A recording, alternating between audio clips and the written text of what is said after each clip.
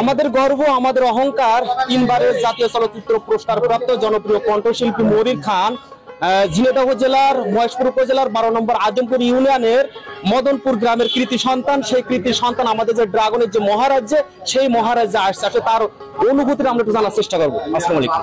ওয়ালাইকুম সালাম। কেমন আছেন স্যার? খুব ভালো আছি স্যার। এই ড্রাগনের যে মহারাজ্যে আসছেন, এই অনুভূতিটা জানতে চাচ্ছি। এটা তো আমার জন্মের জায়গা, তাই আমি এখানে জন্মগ্রহণ করেছি, পাশে মদনপুর গ্রামে। এই গরিনাথপুর বাজার তো আমার চিরচেনা জায়গা এবং খুব প্রিয় জায়গা। সারা বাংলাদেশের মধ্যে সবচেয়ে বড় বাজার ড্রাগনের বাজার এই গরিনাথপুর বাজার। এটি শুধু এই এলাকায় সীমাবদ্ধ নয়, সারা বাংলাদেশ এবং সারা পৃথিবীর মানুষ জানে যে গরিনাথপুর বাজার মানে বিশাল একটি বাজার, ড্রাগন বাজার।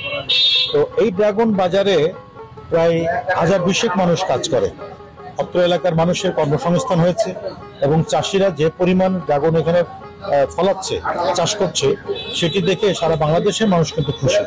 আমি মনে করি যে সারা বাংলাদেশের মানুষ তাদের যার যার এলাকায় যে যে ফসল ভালো হয় সেই ফসলগুলো তারা ফলিয়ে বাংলাদেশকে কৃষি একটা বিপ্লব ঘটানো প্রয়োজন। কারণ আপনি জানেন যে আমাদের নেতা রাষ্ট্রপতি শহীদ জিয়া রহমান সাহেব, উনি কিন্তু কৃষি বিপ্লব ঘটানোর একটা প্রচেষ্টা সবসময় তার ছিল।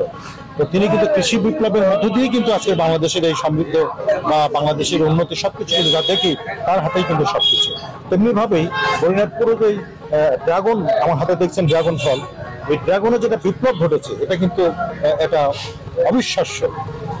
কিন্তু এখন যে বিষয়টা আমি চোখে পড়ে, আমি আসতে দেখি 1-2 ঘন্টা রাস্তা দাঁড়িয়ে থাকতে হয়, 2-3 ঘন্টা রাস্তা জ্যাম পড়ে যায়, সকাল থেকে বিকাল 3টা পর্যন্ত। ট্রাক, ভ্যান, পিক আপ, সাধারণ মানুষ, মোটরসাইকেল চলাচল, অনেকে বাস টিকিট কাটা থাকে, সময় মতো যেতে পারে না, ট্রেন ফেল করে, বিমান ফেল করে। এই জায়গাটির রাস্তাটা বড় দরকার। যদি প্রশস্ত রাস্তা হয় তাহলে এখানে যাতায়াতের জন্য যে বিঘ্ন সৃষ্টি হচ্ছে এগুলো আমাদের খুব সহজেই মানুষের ওই জায়গা থেকে আমরা মুক্তি পাবো। যারা এখানে আছেন ঊর্ধ্বতন নেতৃবৃন্দ, এলজিআরডি আছে, আমাদের রোডস আছে, সবার কাছে দত্ত আহ্বান যে এই জায়গাটির মাথায় নিয়ে যে চলাচলের অবাধে যে ব্যবস্থাটা, এই জ্যাম জট যদি আমরা কমাইতে পারি, এই জ্যামের হাত থেকে মুক্ত হতে পারি, তাহলে এই জায়গার আরো আমাদের যে প্রত্যাশা রয়েছে, শুধুমাত্র ড্রাগন নয়, অত্র এলাকার দেখবেন একটা কৃষি অঞ্চল হিসেবে ঘোষণা করা হয়েছে যে এটা কৃষি অঞ্চল। যে ড্রাগন বলেন, আপনার পেয়ারা বলেন, আপনার মালটা বলেন, কমলা বলেন, কলা বলেন, সমস্ত রকমের ফসল কিন্তু এখানে প্রচুর পরিমাণে হয়। তো সেক্ষেত্রে রাস্তাটা আমাদের বড় করা খুব জরুরি। যার কারণেই আমাদের এলাকার মানুষ কিন্তু প্রতিনিয়ত আমাকে ফোন করছে, দেখা হলে বলছে যে ভাই একটু বলেন যে রাস্তাটা যেন বড় করে দেয়। আমরা সেই ব্যাপারে কথা বলবো। আমি নাজমুলকে বলেছি যে এখানে যথাযথ ব্যবস্থা নেওয়ার জন্য, যেখানে যাওয়ার আমি সহ অত্র এলাকার যারা আছেন সবাইকে নিয়ে এইটা আমার জোর দাবি তুলবো এবং আমি বিশ্বাস করি এটা হবে। স্যার, এই যে ড্রাগনের মহারাজ বা ড্রাগনের চাহিদা দেখে আপনার নিজেরও 10 বিঘা মনে হয় ড্রাগনের চাষ আছে, আমি যতটুকু জানি। আপনার ড্রাগনের বাগানে কি অবস্থা বা কেমন বেচাকেনা চলছে?